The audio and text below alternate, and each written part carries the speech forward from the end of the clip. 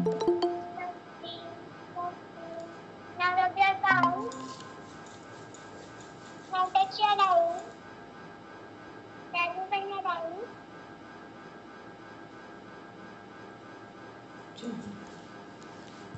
एक बार unit 5 open करेंगे syllabus में।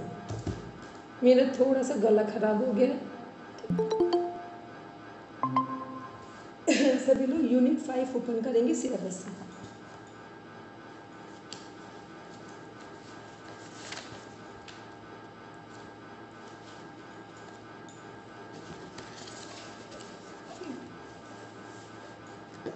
यहाँ देखेंगे, पहले हम लोग हठ योग कंप्लीट करेंगे क्योंकि ये जल्दी कंप्लीट हो जाएगा, फिर उपनिषद उठाते हैं। तो हठ योग में जितने हमारे ग्रंथ हैं एक बार सबके राइटर के नाम बोलेंगे। योग बीज, गोरख संहिता और सिद्ध सिद्धांत पद्धति। राइटर हैं गोरक्षनाथ जी।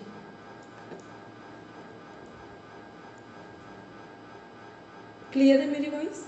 योग बीज, गोरख संहिता और सिद्ध सिद्धांत पद्धति। गोरक्षनाथ जी राइटर है।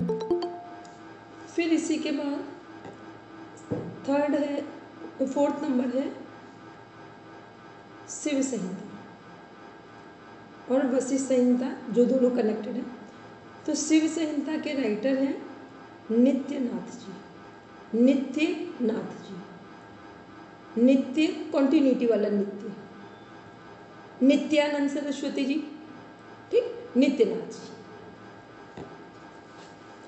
इसके बाद है जो वशिष्ठ संहिता है, वो हमारा किसका पार्ट है?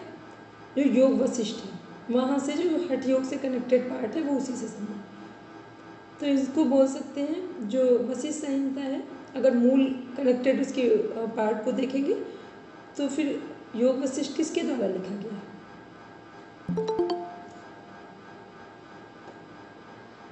योग वशिष्ठ किसके द्वारा लिखा गया है?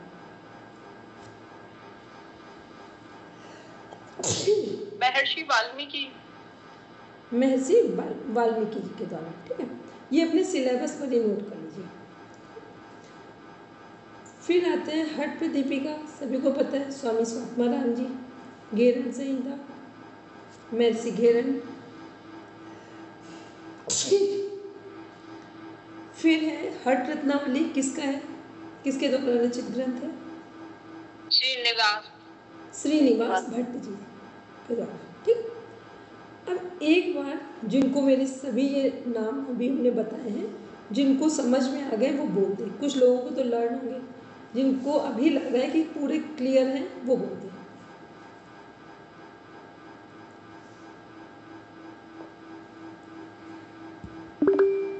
मैम शिव संगीता में आपने नित्य बोला, तो मतलब नहीं, नित्यनाथ जी, नित्यनाथ जी, ठीक। जो गोरक्षनाथ है, मत्स्येंद्रनाथ, वो वाले। चलिए दिव्या बोल रही, बोलो।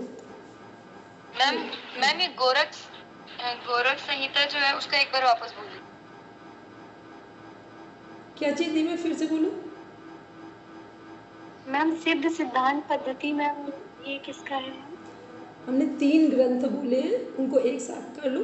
योग भी, गोरख संहिता और सिद्ध सिद्धांत पद्धति, तीनों हैं हमारे गोरक्षनाथ जी के द्वारा रचित ग्रंथ हैं, ठीक है।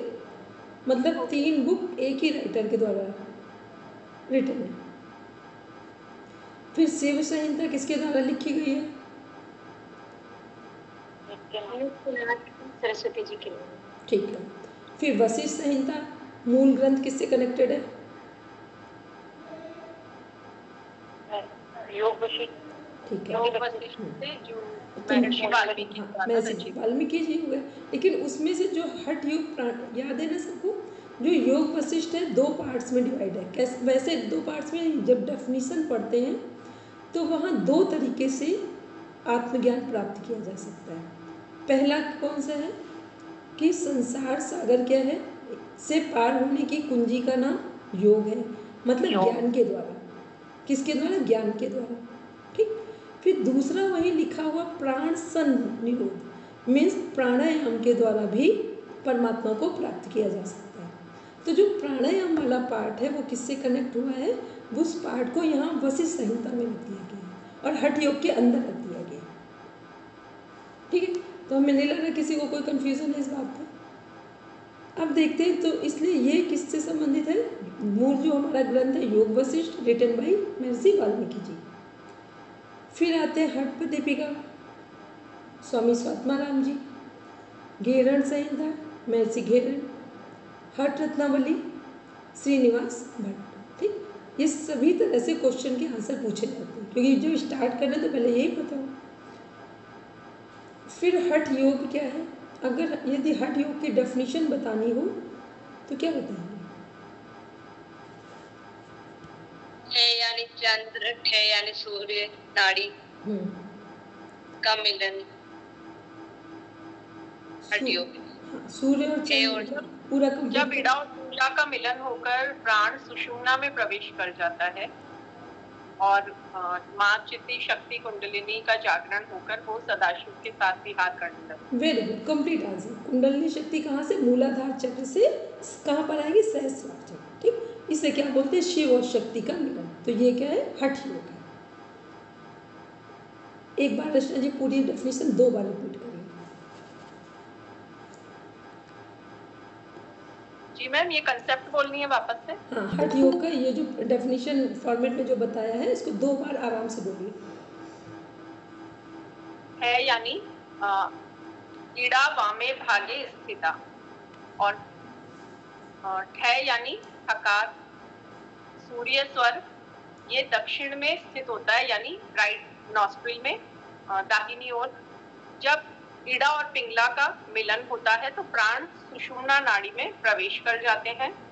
जो मूलाधार में स्थित माँ चित्ती शक्ति कुंडलिनी है वो 3.5 घेरा डालकर अपनी पूंछ मुंह में दबाकर सुप्त अवस्था में है। जब वो जागृत हो जाती है तो वो ऊर्ध्वगामिनी होती है और सभी चक्रों का भेदन करते हुए सहस्रार चक्र में आ जाती है।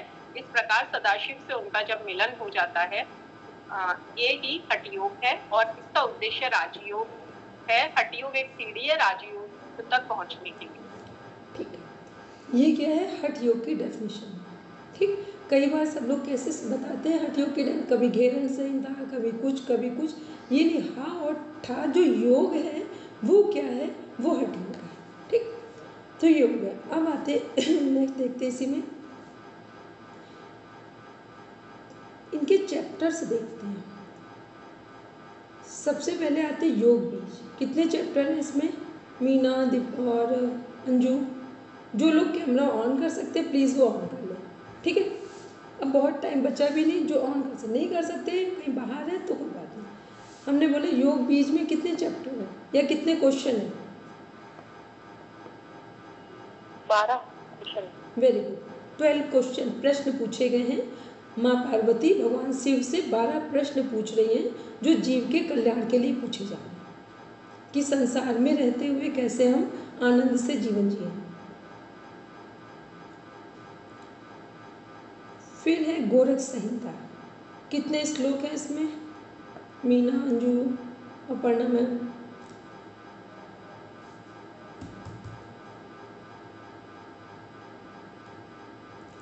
देखो, गोरख संहिता को गोरख शतक भी कहा जाता है, वही लिख रहे हैं। ठीक, अब शतक है तो कितने श्लोक होंगे, 100 होंगे। 100 होंगे।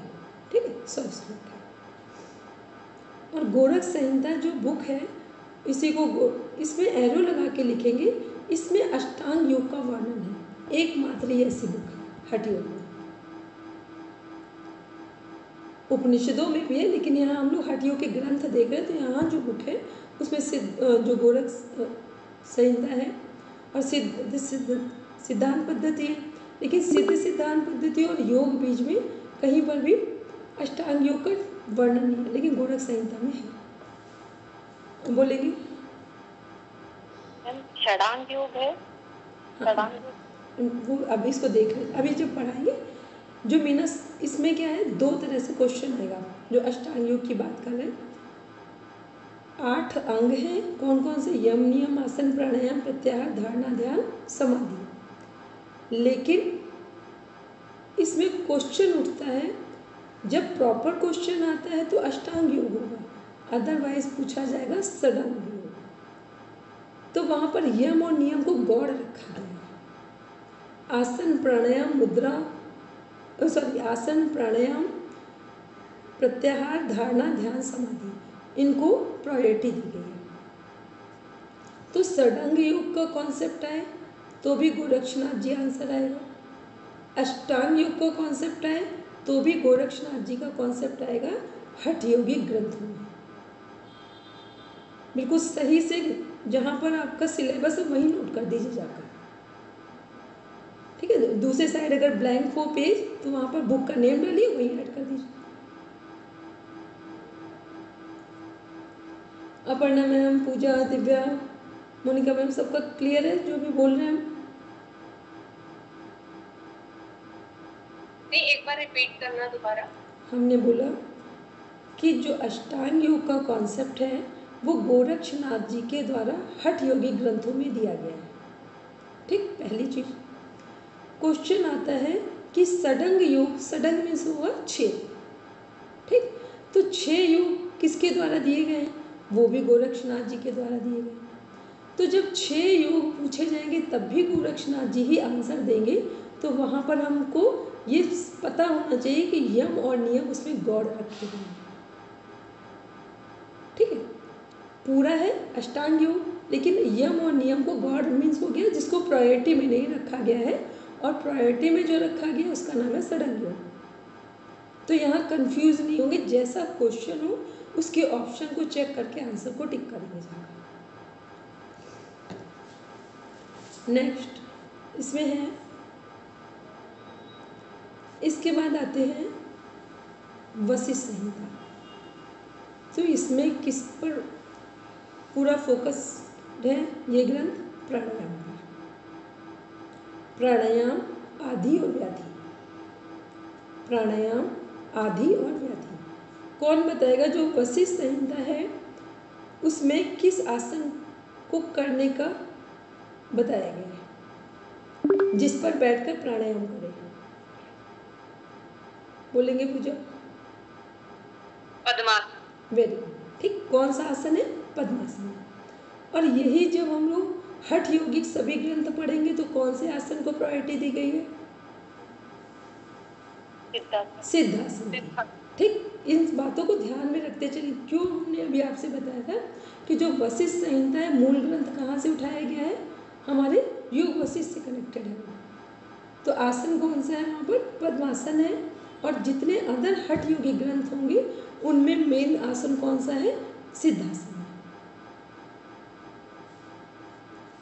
क्योंकि कई बार आप पूरा पूरा पढ़ लेंगे सब, लेकिन जहाँ छोटी छोटी चीज़ें होंगी वो आपको एज इट इज एक जैसी लगती रहेंगी। इसके बाद देखते हैं सिद्ध सिद्धांत पद्धति में कितने आसनों का वर्णन है? 3 आसन। किसको याद है? सिद्ध सिद्धांत पद्धति में कितने आसनों का वर्णन है? बोलेंगे दिव्या? मैम स्वस्तिकासन, पद्मासन और सिद्धासन। स्वस्तिकासन, पद्मासन, सिद्धासन। मीना सही है कि गलत है? हेलो मीना।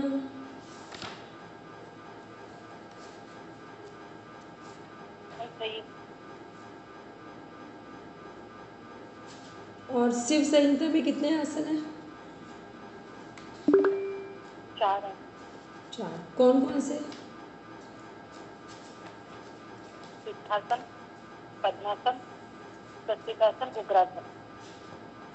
ठीक है, उग्रासन, ठीक। तो पहले वाले में जो 3 आसन है उनको बोलेंगे एक बार फिर। स्वस्तिकासन, पद्मासन और सिद्धासन किसमें है? हमारे सिद्ध सिद्धांत पद्धति में केवल 3 आसनों का वर्णन है, स्वस्तिकासन, पद्मासन और सिद्धासन। फिर जब हमारा शिव संहिता जो बुक है उसमें 4 आसन है, ऊपर के ये तीनों आसन है और चौथे नंबर का नाम है उग्रासन। उग्रासन को ब्रैकेट में लिखेंगे पश्चिमोत्तानासन, ठीक। ये क्वेश्चन 2 से 3 बार आ चुका है। अभी कोई कंफ्यूजन तो नहीं?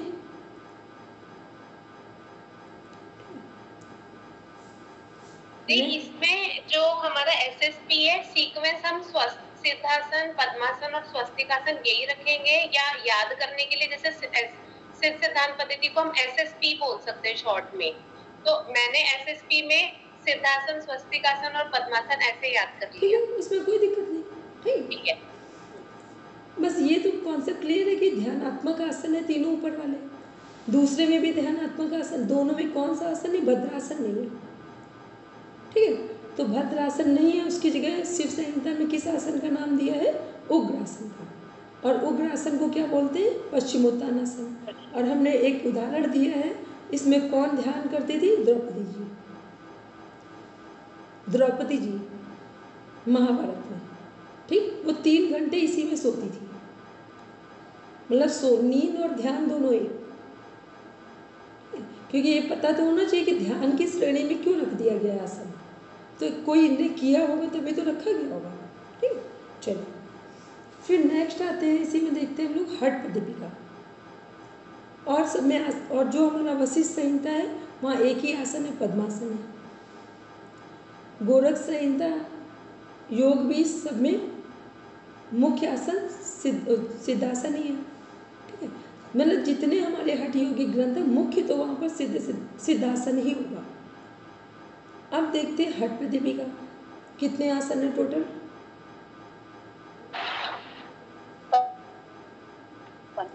15 आसन है। ठीक है, और 15 आसन में से भी ध्यानात्मक आसन कितने हैं, 4। कौन सा एक ध्यानात्मक आसन जो हठ पदीपिका में नहीं है,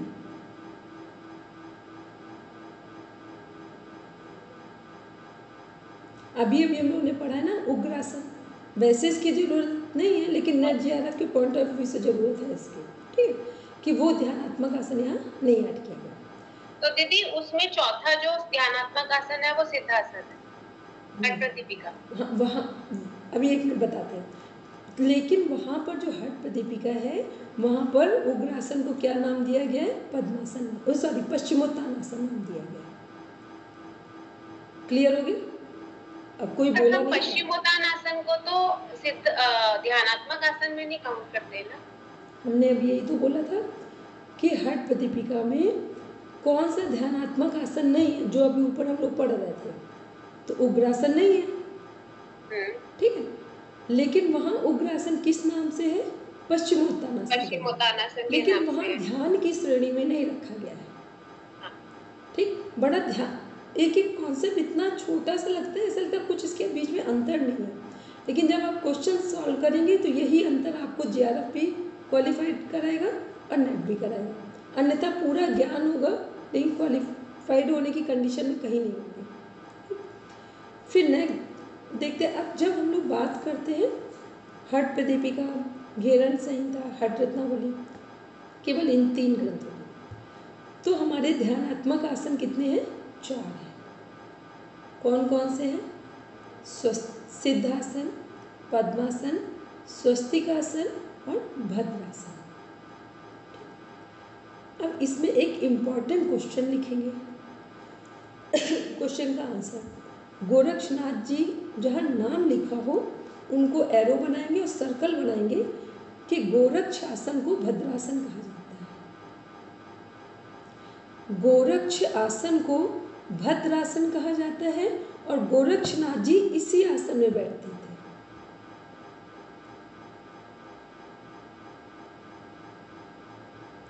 क्योंकि नेट जीआरएफ में क्या है ना कि एक जो आपका कोड नंबर है 100 योग का, ये भी क्वेश्चन है यहाँ पर।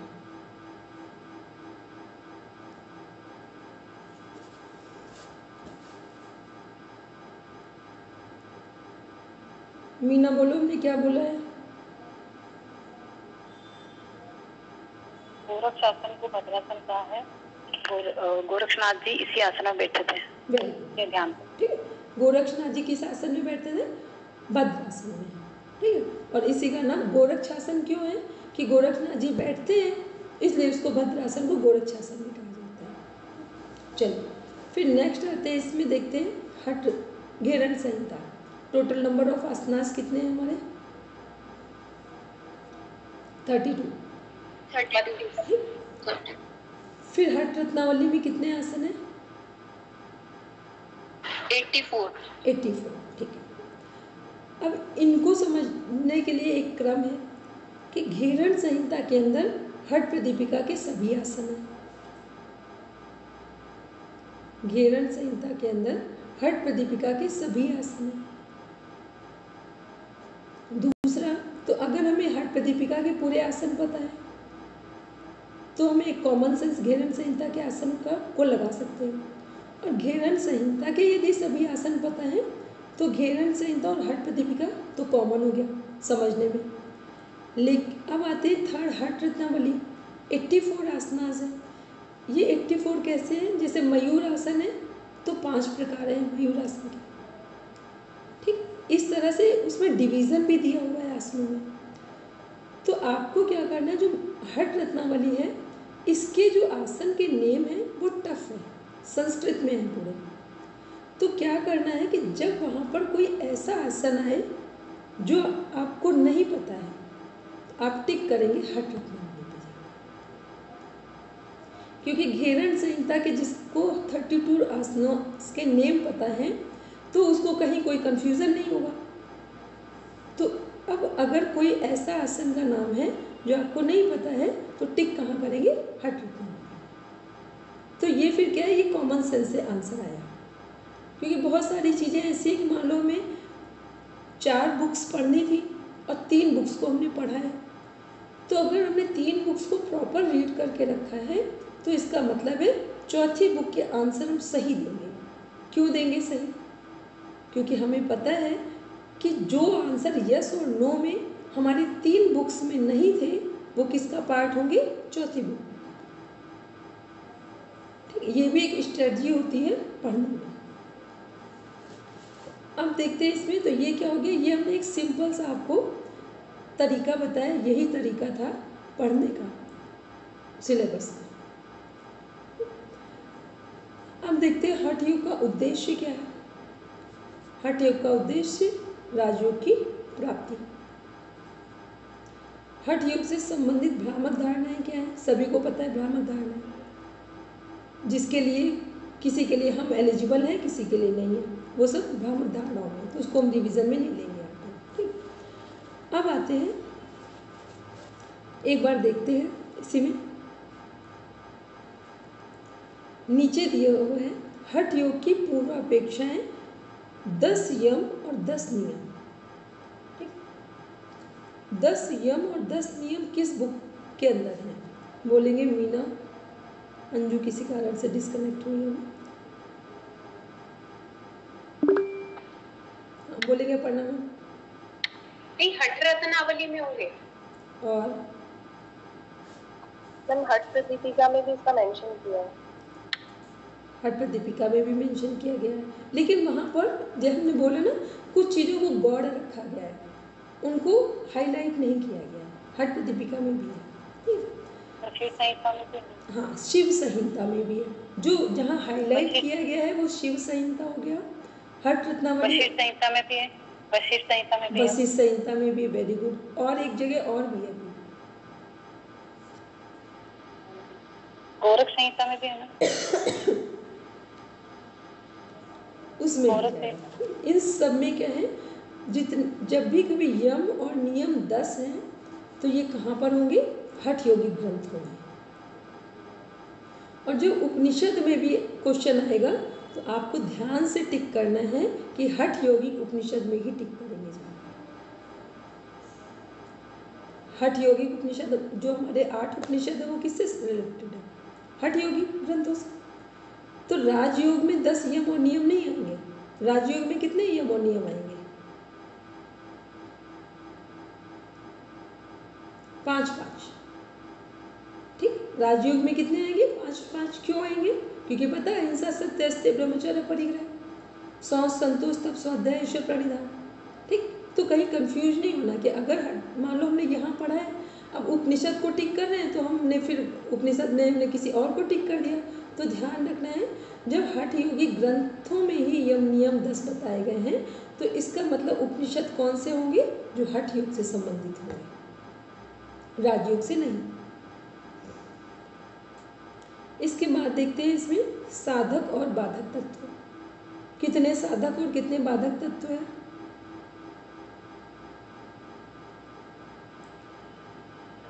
6। और बाधक तत्व वो भी 6। किस ग्रंथ में है? हठ प्रदीपिका। हठ प्रदीपिका, वेरी गुड। नंबर पता है किसी को? किस नंबर पे है? 15। वेरी गुड, 15 और 16, 15 और 16। ठीक, पहले साधक तत्व होंगे या बाधक? अध्याय कौन सा है फिर? हठ प्रदीपिका। फर्स्ट आसन वाला चैप्टर। ठीक, इसके बाद देखते हैं इसमें घट की अवधारणा किस बुक का कॉन्सेप्ट है?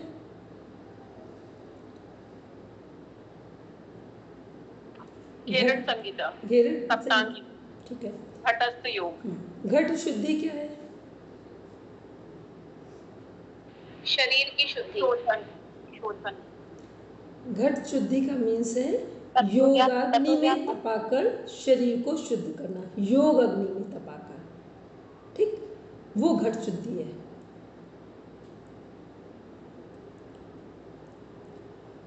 फिर हठ योग में शोधन की क्रियाओं की अवधारणा, शोधन क्रियाओं की, तो शोधन क्रियाएं किन किन बुक्स का कॉन्सेप्ट है?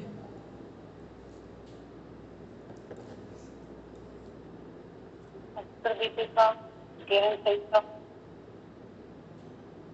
हठसावली। वेरी गुड, बस 3 ही बुक में है। ठीक है, हठ प्रदीपिका, घेरन संहिता और हठ रत्नावली। अब देखते हैं जो हमारा मेजर कॉन्सेप्ट किस बुक में है कि क्रियाओं को करना मस्ट ही है, सभी को पता है। हठ प्रदीपिका और हठ रत्नावली का कॉन्सेप्ट क्या है कि जिनको कफ की समस्या है वो करना चाहें तो करें, उनके लिए भी कंपल्सन नहीं है। क्यों नहीं है? क्योंकि वहाँ प्राणायाम के द्वारा भी कफ दोष को दूर किया जा सकता है। लेकिन जो हमारा घेरन संहिता है उसमें कंपल्सन है कि सभी को करना है। क्यों कंपल्सन है? क्योंकि 14 से 15 शताब्दी से 14 to 15 के दौरान कौन सी बुक लिखी गई थी? हठ प्रदीपिका। तो जब वातावरण में जैसा पोल्यूशन का जो अभी माहौल है वो तब नहीं था। फिर जब 17 to 18 की तरफ घेरन संहिता की तरफ आए तो वातावरण में और पोल्यूशन बढ़ता गया। तो जब जिसकी ज़रूरत नहीं होगी तो समकालीन ग्रंथों में उन चीज़ों को मान्यता नहीं दी जाती या उनको प्रायोरिटी नहीं दी जाती है। ठीक है, तो जो घेरन संहिता है उसमें कंपल्सन है। और हठ रत्नावली में क्यों कंपल्सन नहीं है? क्योंकि हठ रत्नावली हठ प्रदीपिका 80% सिमिलर है और एक ही समय के दोनों ग्रंथ हैं, लेकिन किसी कारण से ये ग्रंथ पब्लिश नहीं हो पाया था। ये 1920 की तरफ पब्लिश हुआ है, लेकिन इसके कॉन्सेप्ट किससे अटैच होंगे या टच में आएंगे? हठ प्रदीपिका से।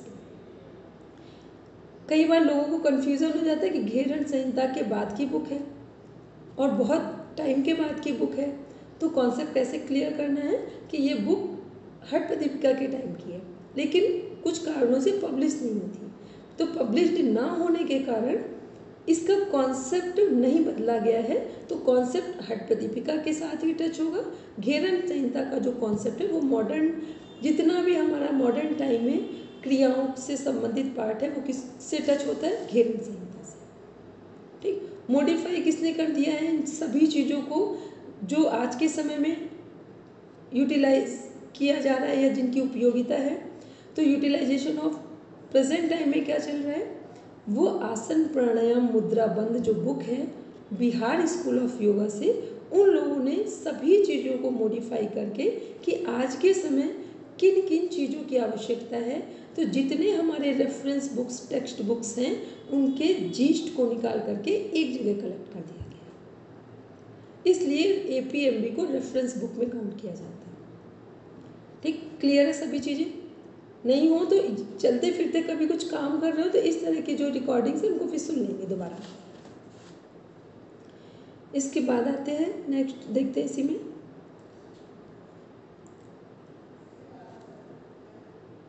शोधन की क्रियाओं का महत्व समझ में आ गया। फिर आते हैं मठ की अवधारणा।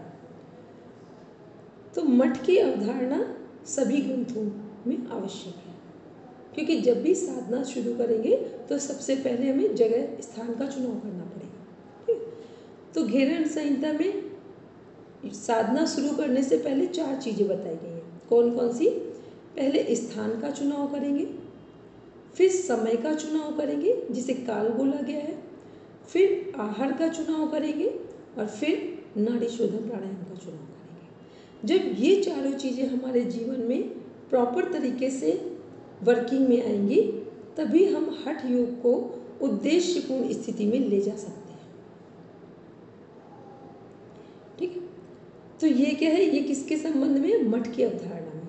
तो सबसे पहले जब अभी हमने कहा स्थान, तो स्थान किससे टच हो रहा? मठ से ही टच हो रहा। तो सबसे पहले हमें क्या चुनाव करना है? मठ का चुनाव करना है। तो वो सभी के लिए है, चाहे वो राजयोगिक, बस राजयोगिक ग्रंथों में इसका होना जरूरी नहीं है।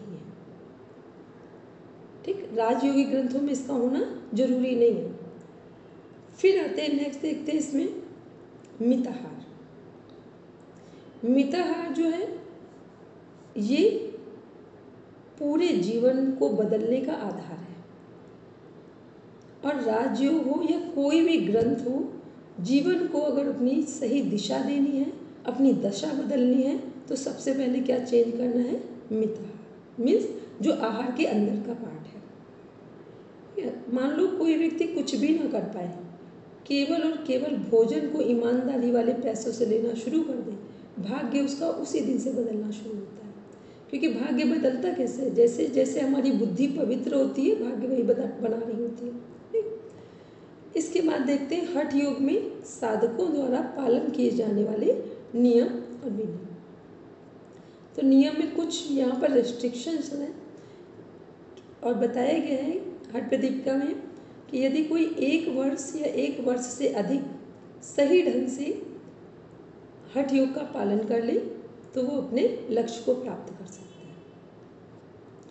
कौन कौन सी चीज़ों से बचने के लिए बताया गया है? बोलेंगे मीना।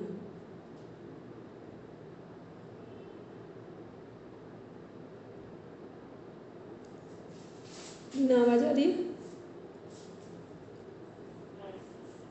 वापस बोलना। हमने कहा हठ योग यदि 1 वर्ष या 1 वर्ष से अधिक में करने से हठ योग के द्वारा हम अपने लक्ष्य को प्राप्त कर लें तो हमें किन किन चीज़ों का पालन करना है और किन किन चीज़ों से बचना है? जो ब्रह्मचारी हो, नित्याहारी हो, त्यागी हो, योग परायण हो, उनको योग से भी जल्दी से प्राप्ति होती है। ब्रह्मचारी, मिताहारी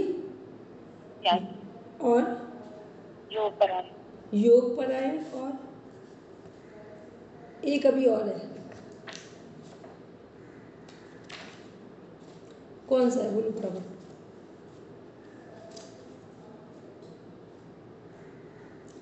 ब्रह्मचारी, मिताहारी, योग परायण और लंबी यात्रा। ये तो बचना है इससे। लंबी यात्रा, स्त्री संग लंबी से बचना है, लंबी यात्रा से बचना है और गर्म चीजों के सेवन से बचना है।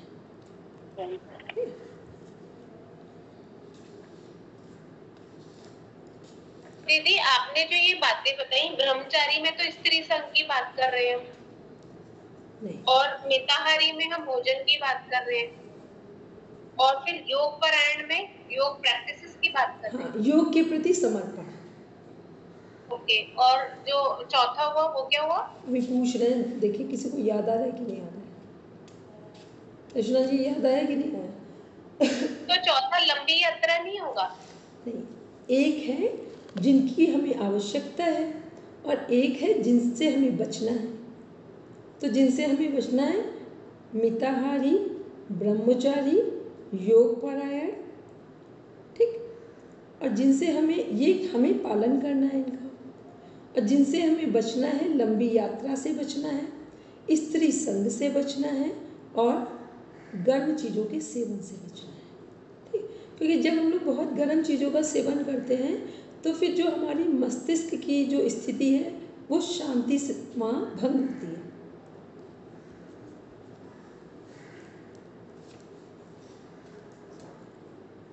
ठीक है, चलिए, याद आया कि नहीं आया अभी?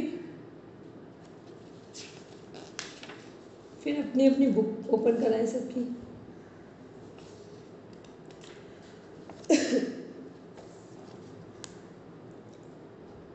मीना, मोनिका जी, मोनिका मैम, ब्रह्मचारी, मिताहारी और त्यागी। मैम शरीर को कष्ट देने वाले कार्य नहीं करने, नहीं, त्यागी, सीधा सीधा शब्द है त्यागी, त्याग करना। ब्रह्मचारी, मिताहारी, त्यागी और योग परायण, 4 चीजें। मैम ये तो बोला था ना मैंने। मीना अगर बोला है तो हम शायद सुन नहीं पाए, ठीक। और बाकी हम ब्रह्मचारी, मिताहारी, त्यागी, योग परायण में तो फिर सॉरी हमने फिर त्यागी नहीं सुना मीना, ठीक। त्यागी है, ठीक है। चलिए अब आते हैं हम लोग नेक्स्ट देखते हैं इसमें। तो ये क्या है, हम लोगों ने किससे संबंधित देखा कि पालन करने वाले नियम और विनियम, कि किनको हमें पालन करना है, किनसे हमें बचना है। फिर योग आसन की परिभाषाएं, पूर्वापेक्षाएं। अब आते हैं हम लोग जरा अपनी बुक ओपन करते हैं, ठीक है। हर दीपिका जो बुक है उसको देखते हैं।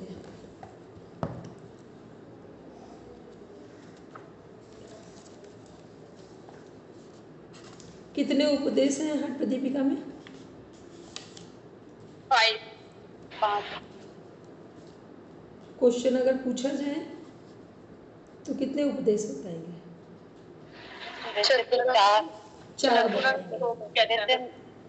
और जब पूछा जाए कि 5 हैं और वहाँ पे आंसर दिया हो तो टिक पंचम उपदेश को करेंगे।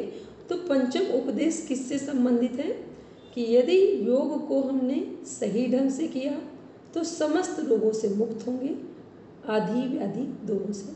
और यदि योग को ठीक ढंग से नहीं किया तो सभी रोगों के हम अधिकारी बन जाएंगे, ठीक। ये पंचम उपदेश में एडिशनल पार्ट है। तो इसलिए नॉर्मल क्या आंसर आएगा? 4 उपदेश है। चतुरंग योग जिसे बोलते हैं, क्या बोलते हैं? चतुरंग योग। चतुरंग योग किसका कॉन्सेप्ट है? हट दीपिका का, ठीक। जहाँ पंचम उपदेश लिखा जाए तो वहाँ ऑप्शन में जो अभी हमने बोला है इससे संबंधित कुछ वर्ड्स लिखे होंगे, तो आप कनेक्ट कर लेना कि योग में करने और ना करने से संबंधित कॉन्सेप्ट होगा, तो पंचम उपदेश के अकॉर्डिंग टिक करेंगे जाकर, ठीक है। चलिए इसके बाद देखते हैं इसमें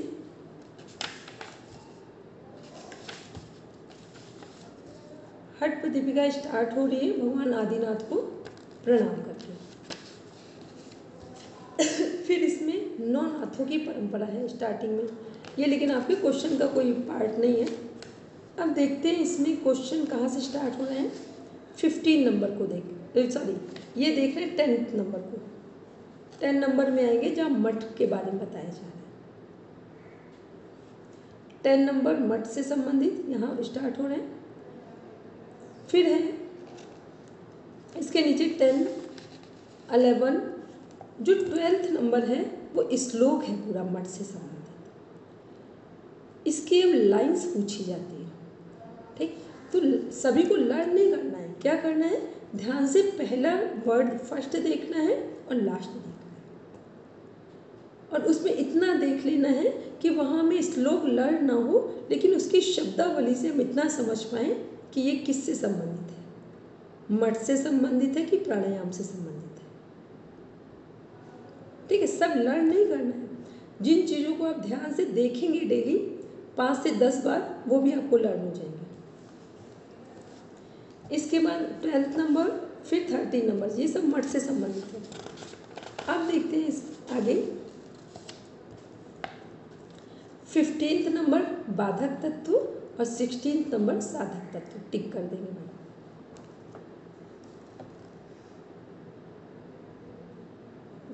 फिर 17 नंबर योग की आसन की डेफिनेशन है। हट प्रदीपिका के अनुसार आसन की डेफिनेशन 17 नंबर में दी हुई है। क्या दी हुई है, पढ़ेंगे, पढ़ना मैम।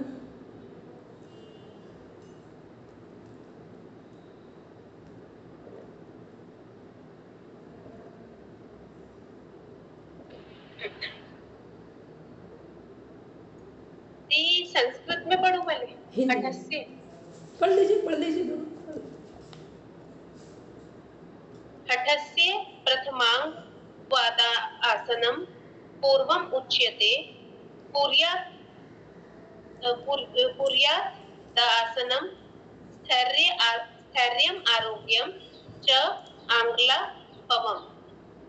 आसनम हठस्य ठीक, अब पढ़िए। लाघवम, सॉरी, हाँ,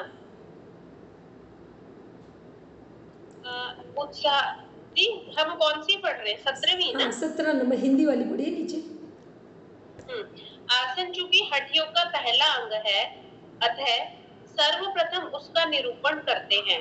आसन मानसिक तथा शारीरिक स्थिरता, आरोग्य तथा शरीर में हल्कापन का अनुभव लाता है। ठीक है, इससे संबंधित कम से कम 10 क्वेश्चन बन चुके हैं। ठीक, क्या दिया होगा? क्वेश्चन दिया होगा, एक एक सबको हम नहीं बताएंगे, बस एक कॉमन सेंस एक से ही कनेक्ट कर लेंगे। वहाँ पर ऑप्शन दिया होगा, ऑप्शन में क्या लिखा? मानसिक, शारीरिक और कोई दूसरा नाम दे दिया हो गया होगा, भावनात्मक या कोई और भी चीज़ दे दी जाए। तो आपको ध्यान रखना है कि मानसिक शारीरिक के बाद अगर कोई और नाम हो सकता है तो स्थिरता और आरोग्य ही हो सकते हैं, क्योंकि डेफिनेशन के वर्ड्स चेंज नहीं किए जाते हैं। ठीक है, सभी को पता है परिभाषाओं के जो शब्द होते हैं वो नहीं बदले जाते हैं। तो ये चारों शब्द जैसे हैं वैसे ही उनको ध्यान में रखना है, और फिर आरोग्य तथा शरीर में हल्केपन का अनुभव लाता है। तो 5वां नंबर अगर जोड़ना चाहे तो जोड़ सकते हैं उसको। तो ये क्या है? ये हमारी आसन की डेफिनेशन है अकॉर्डिंग टू हठ प्रदीपिका। घेरन संहिता के अनुसार कौन सी आसन की डेफिनेशन है? दृढ़ता। आसन से दृढ़ता प्राप्त होती है। ठीक, बस। फिर आते हैं इसी में और आगे बढ़ेंगे।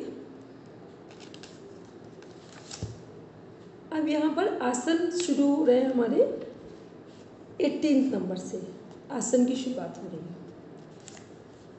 अब कोई नंबर आप ना भी याद रख पाए, पर ये ध्यान रखना है कि आसन का वर्णन किस चैप्टर में है, मठ का वर्णन किस चैप्टर में है, डेफिनेशन आसन की किस चैप्टर में है, साधक और बाधक तत्व किस चैप्टर में है, आहार किस चैप्टर में, ये भी फर्स्ट चैप्टर में, अभी आगे वो भी दिखा रहे हैं आपको। अब आते हैं, हम लोग देखेंगे एक 37 नंबर ओपन करेंगे, अपना पेज नंबर देखिए, खोलेंगे, वहाँ पर 37 नंबर की हिंदी पढ़ेंगे। पढ़ना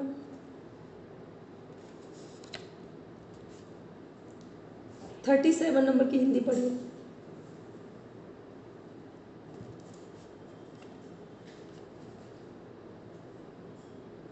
इसे सिद्धासन कहते हैं। इसे ही दूसरे लोग वज्रासन कहते हैं। कुछ लोग इसे मुक्तासन कहते हैं और दूसरे कुछ लोग इसे गुप्तासन भी कहते हैं। क्लियर हो गया? ये सभी क्वेश्चन आ चुके हैं किसके अकॉर्डिंग? हठ प्रदीपिका के अकॉर्डिंग और स्वामी स्वात्मानंद के अनुसार। दोनों तरह से क्वेश्चन पुटअप कर लिए जाते हैं। जब अपना की नोट्स जहाँ बनाते हैं ना, वहाँ ऐसी चीज़ों को लिखा करेंगे, और आसन के जो हेडिंग है की नोट्स में वहाँ डालेंगे कि सिद्धासन को किन किन नामों से जानते हैं, वज्रासन, गुप्तासन और मुक्तासन। ठीक है,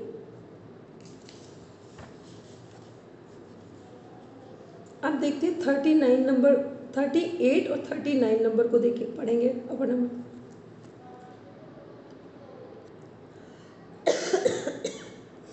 जिस प्रकार यमों में मिताहार और नियमों में अहिंसा श्रेष्ठ है, उसी प्रकार यह सिद्धों का सिद्धासन भी सभी आसनों में महत्वपूर्ण है।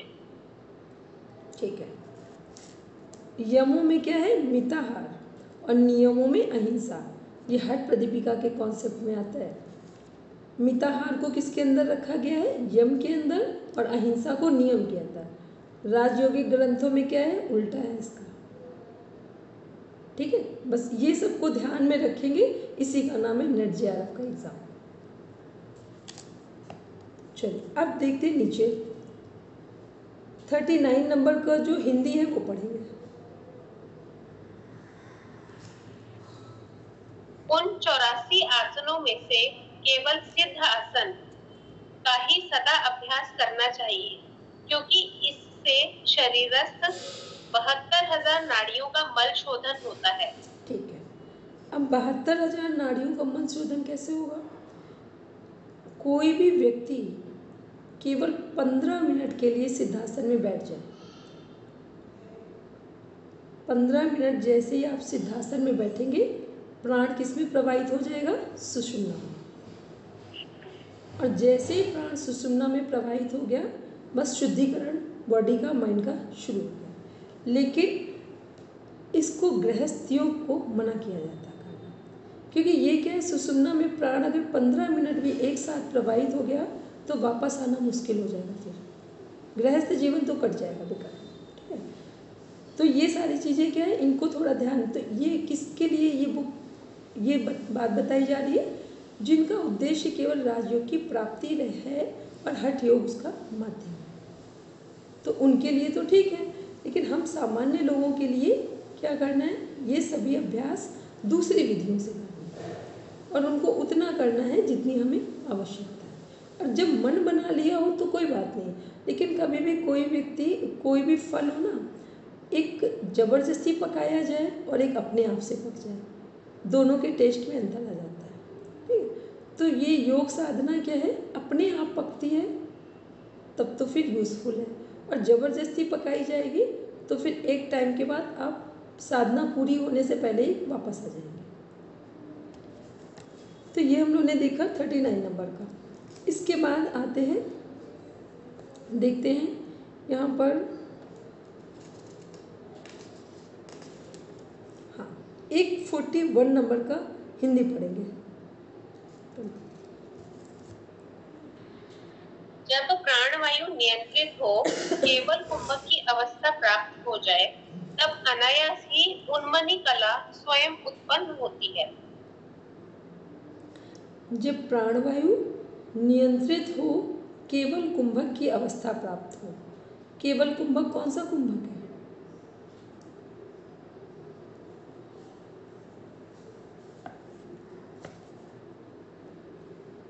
जो हमारे प्राणायाम की चौथी अवस्था है, ठीक, जिसे हम लोग बाह्य स्तंभ वृत्ति पढ़ रहे थे, ठीक, वही यहाँ केवल कुंभक है। तो केवल कुंभक की अवस्था प्राप्त हो जाए तो अनायास कौन सी हमें अवस्था प्राप्त हो जाएगी? उन्मनी। उससे पहले साधक की कौन सी अवस्था होती है? मनोन्मनी। ठीक है, दो वर्ड आते हैं, क्वेश्चन जब सॉल्व करेंगे तो मिले भी होंगे, उन्मनी अवस्था और मनोन्मनी अवस्था। तो मनोन्मनी अवस्था कौन सी अवस्था है? साधना से पहले की, ठीक, सिद्ध होने से पहले। और जब साधना सिद्धि के द्वार पर है तो कौन सी अवस्था होगी? उन्मनी। मतलब मनोन्मनी और उन्मनी का मीन्स उससे ऊपर उठ जाना।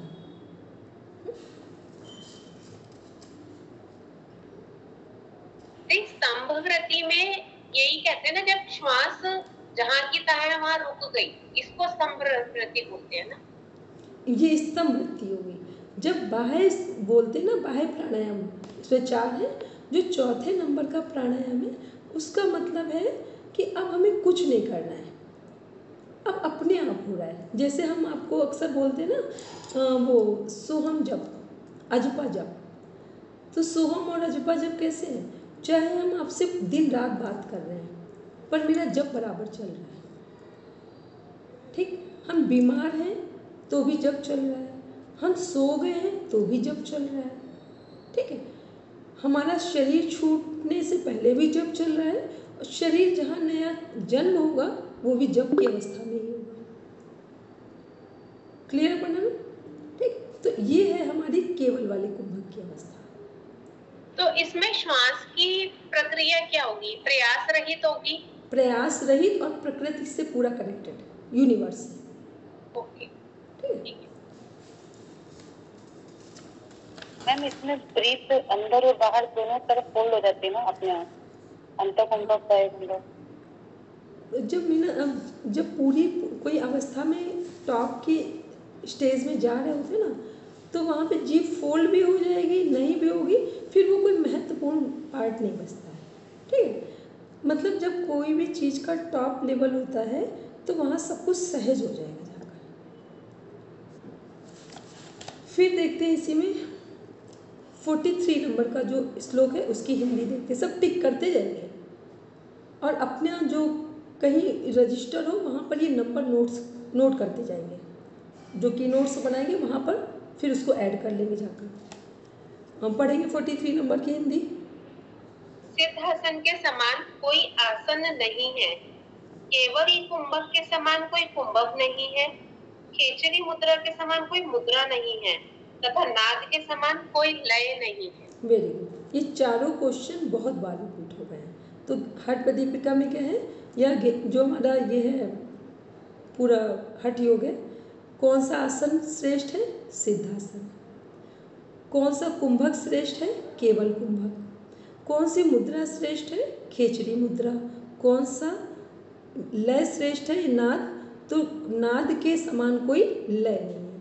तो लय योग किससे संबंधित है, अभी 4th वाले जो लोग पढ़ रहे हैं शाम को उनको परसों ही शायद समझाया था कि लय योग क्या है, पूरा हमारे भ्रामरी प्राणायाम पर डिपेंड करता है, कनेक्टेड है। ठीक, हम लोग पढ़ते हैं ना 4 योग, महायोग 4 हैं, मंत्र योग, लय योग, हठ योग और राजयोग। ठीक, तो लय योग किससे कनेक्टेड है, भ्रामरी प्राणायाम से।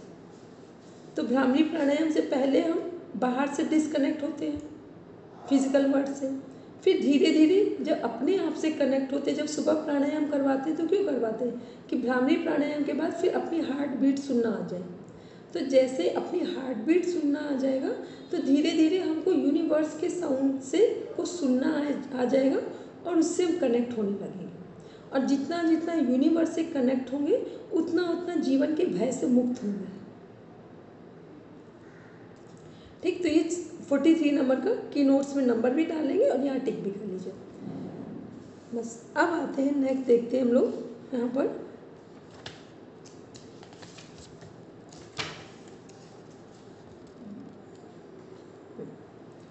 इसमें देख रहे हैं 55 नंबर का सूत्र, सॉरी इस श्लोक को ओपन करेंगे।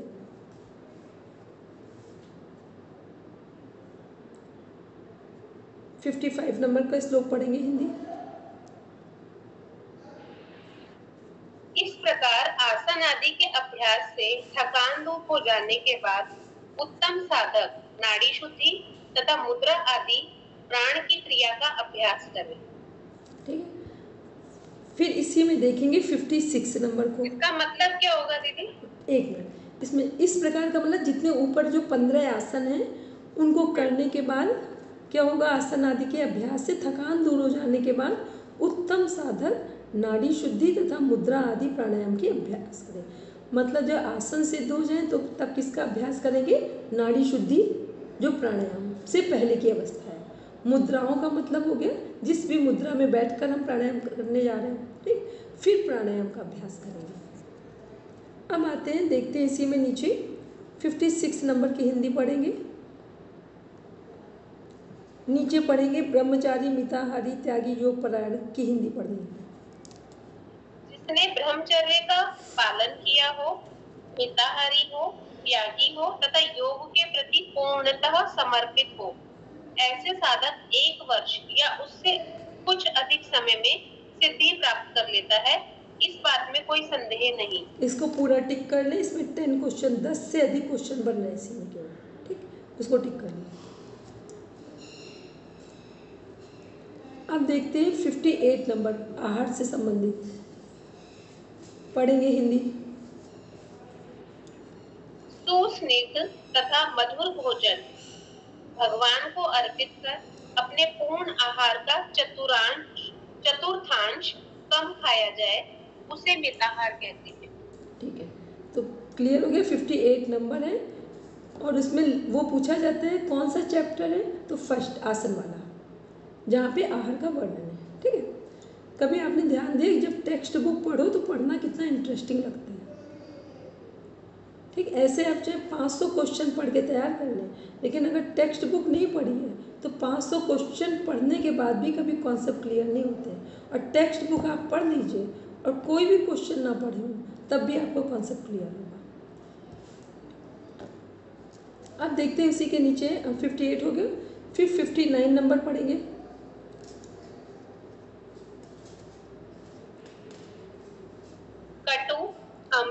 यानी अम्ल अम्ल खट्टा, तीखा, नमकीन, गरम, हरी शाक, सब्जी, खट्टी भाजी, तेल, तिल, सरसों, मध्य, मछली, बकरे आदि का मांस, दही, छाछ, कुल्थी, कौल यानी बेर, खल्ली, हींग तथा लहसुन आदि वस्तुएं योग साधकों के लिए अपथ्य कारक कहे गए हैं। ठीक है, तो अपथ्य वाले जितने भी जो भोजन हैं उनको इसी नंबर से देखकर फाइनल कर लेंगे। ठीक, क्योंकि अलग अलग पढ़ेंगे, कभी 2 लिखे 3 लिखे, यहाँ पर पूरा एक ही कॉन्सेप्ट दिया हुआ है, फाइनल हो गया एक ही जगह पर कि कितने अपथ्य वाले हैं। अदरवाइज अपथ्य से संबंधित 20 क्वेश्चन पढ़ेंगे तो भी कॉन्सेप्ट क्लियर नहीं हो। यहाँ हमें पता इतने ही है, तो कहीं पर भी कोई भी क्वेश्चन आएगा वही टिक कर देंगे जाके। फिर इसमें मध्य क्या होगा? मध्य ये हो गया ना जो ड्रिंक वगैरह लोग करते हैं। अच्छा, उसमें सारी चीजें उसके बाद में कौल, बेर जो होते हैं। हाँ, बेर। और खल्ली क्या होगा? खल्ली जो वो होता है, क्या बोलते हैं, तेल निकालने के बाद जो बचता है वो जो बनती है, उससे बहुत सारी चीजें बनाई जाती हैं खाने से संबंधित। और ये खल्ली वो भी है जैसे हम लोग गजक खाते हैं। अच्छा, वो गजक कैसे बनती है? तिल, वो जो गजक होता है ना, तिल होता है, उसको ऑयल निकाल लिया गया, वो भी खल्ली के फॉर्म में ही आ गया। ओके, ठीक है। तो इन्होंने हरी सब्जियों को भी मना करा है, ये भी बारिश के मौसम में, बारिश के मौसम में। ओके, ठीक है, बारिश के मौसम में हरी सब्जियां खाना वर्जित माना जाता है। इसमें कटु यानी कड़वा, अम्ल यानी जो एसिडिक होता है, अम्ल वही हो गया, और तीखा तो मिर्ची वाला हो गया। हरी मिर्च सीधा लाल मिर्च। तो फिर खाएंगे क्या? 6 रस में से जब साधना काल जो होता है ना, वहाँ पर उन चीज़ों को लेने के लिए कहा जाता है जिससे हमारे शरीर में शीतलता का गुण बढ़े।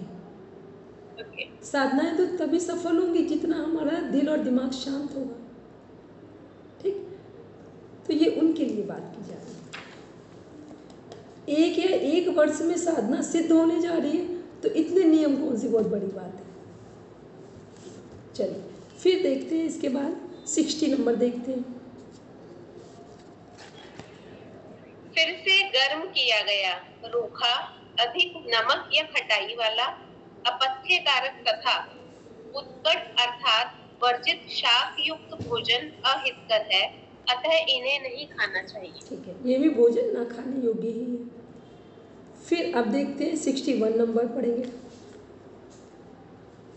योगाभ्यास के प्रारंभ में ही अग्नि का सेवन, स्त्री का संग तथा लंबी यात्रा इन्हें छोड़ देना चाहिए। ठीक है, 62 आई पर 61 अग्नि के सेवन में क्या होगा? कहाँ पर? इसी में अग्नि का सेवन। अग्नि का सेवन मीन्स हो गया गर्म भोजन से संबंधित। ठीक है, ठीक है। फिर 61 में नीचे और देखेंगे आकर, दुर्जनों का स्थान, अग्नि का सेवन, स्त्री का संग, लंबी यात्रा, प्रातः स्नान, उपवास आदि तथा शरीर को कष्ट देने वाले कार्यों को छोड़ देना चाहिए। इसमें प्रातः स्नान और उपवास आदि को अंडरलाइन कर दीजिए। ठीक, प्रातः स्नान क्यों मना किया गया है? क्योंकि ये साधनाएं कहाँ हो रही हैं? पहाड़ी क्षेत्रों में हो रही हैं या एकांत स्थान में हो रही हैं। जिस समय हो रही हैं उस टाइम वो मौसम सुबह का बहुत ठंडा है। ठीक है, तो वहाँ सुबह स्नान करने को मना किया जा रहा है। क्योंकि कई बार प्रातः स्नान को हम लोग दूसरे सेंस में ले, ये हम लोगों के लिए नहीं है, ये उन लोगों के लिए है जो 3 बजे 2 बजे उठ के साधनाएं कर रहे हैं और एकांत स्थान में कर रहे हैं जहाँ बर्फ पड़ रही है, वहाँ के लिए। फिर उपवास आदि क्यों मना किया गया है? कि पहले ही ये लोग दूध पर साधना कर रहे हैं, दूध ले रहे हैं, या भोजन भी है वो बिल्कुल हल्का सा एक बार कर रहे हैं। अब इसमें भी ये उपवास करेंगे और भोजन नहीं लेंगे तो फिर साधना उनकी ठीक नहीं चलेगी, तो इसलिए उपवास आदि को मना किया गया। ठीक, क्योंकि ये भी समझ में आना चाहिए ना कि उपवास आदि क्यों लिखा गया है। वैसे तो हम लोग उपवास इसलिए करते हैं कि हमारी कामनाएं पूर्ण हो जाए, तो जो योग साधक है इनकी कोई कामनाएं नहीं है, इसीलिए साधक बनने जा रहे हैं। जब सबकी सब कामनाएं हट जाएंगी तब व्यक्ति योग के मार्ग में पूरा निकलेगा। ठीक है, चलिए 1 मिनट अधिक हो गया है। अब एक जरूरी बात केवल बता दे रहे हैं आपको, 1 मिनट।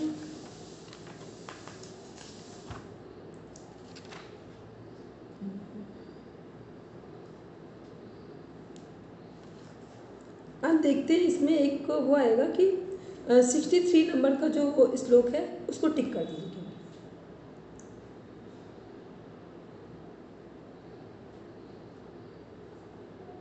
64 को टिक कर दीजिए।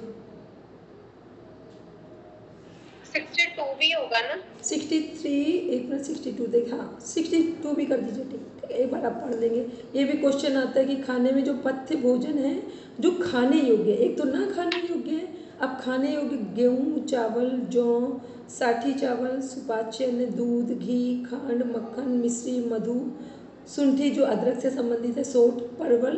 सब्जियों में परवल को श्रेष्ठ माना जाता है। अब भी एलोपैथी जो हमारा है वो भी बीमार होने पर परवल खाने की सलाह देता है। फिर परवल जैसे फल, परवल को फल में भी काउंट किया है। 5 प्रकार के शाक, ये क्वेश्चन आता है, जीवंती, बथुआ, चौलाई, मेघनाथ, पुनर्नवा। पुनर्नवा को अंडरलाइन कर लें, ये पूरे शरीर का शोधन करता है। पुनर्नवा की जो सब्जी है पूरे शरीर को का जो ब्लड है उसको साफ करने में सपोर्ट करते हैं। मूंग और वर्षा का जल। ठीक, अब वर्षा का जल पीने योग्य नहीं माना जाता, पहाड़ी क्षेत्रों में तो है, बाकी सामान्य जगहों में नहीं। बस इतना हो गया। अभी हम अपने पास टाइम मिला तो हम करेंगे, केवल आपको जो हठ प्रदीपिका है इसको कल टिक करवा देंगे पूरा, क्योंकि सबसे अधिक जो क्वेश्चन आते हैं 2 बुक से आते हैं। हठ योगी रेफरेंस वाली जो बुक है, हठ प्रदीपिका और घेरन संहिता। ठीक, बाकी फिर उन सबको फिर हमें पढ़ाना है, तो ये दोनों को कल इसके जो मेन आंसर है सॉरी वो है श्लोक है उनको टिक कराएंगे, और फिर उसके बाद परसों से घेरन संहिता उठाएंगे। अब पढ़ना आपको है ओरिजिनल टेक्स्ट बुक से ही पढ़ना है सब, तो बहुत जल्दी चीज़ें समझ में आ जाएंगी सब आपको। ठीक है, चलिए आप सब शांति पाठ के लिए बैठेंगे। चलिए पढ़ने में शांति पाठ बोलेंगे।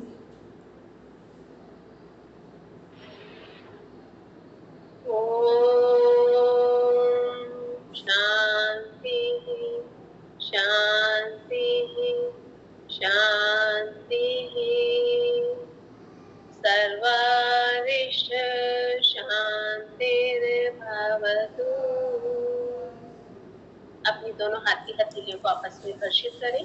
मंत्रों की प्राणों की ईश्वरीय ऊर्जा को अपनी 5 ज्ञानेंद्रियों आँख, नाक, कान, मुंह और समस्त शरीर पर धारण करें। धीरे से सबको प्रणाम। 4 मिनट अधिक होने के लिए सॉरी।